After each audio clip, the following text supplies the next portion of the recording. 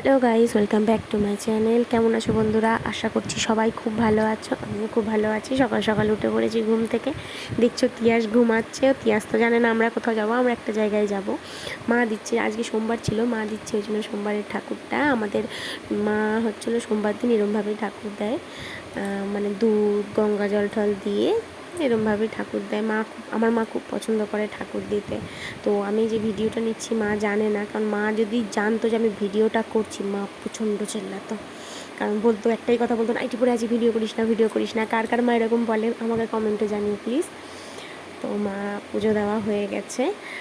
মা দেখছো, মা পিছন থেকে নিচে সামনে যাওয়ার সাহস হয়নি। তো আমি হয়ে গেছি রেডি হয়ে গেছি। কোথায় যাব এখন বলবো না। আমরা বেরিয়েও পড়েছি, সকাল সকালই, অনেক সকালেই বেরিয়েছি।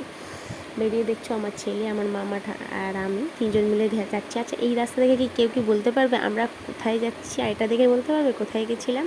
যদি কেউ জানো কমেন্টে অবশ্যই বলো। আর কোথায় গেছিলাম আমি পরের ভিডিওতে অবশ্যই দেবো। Bye guys.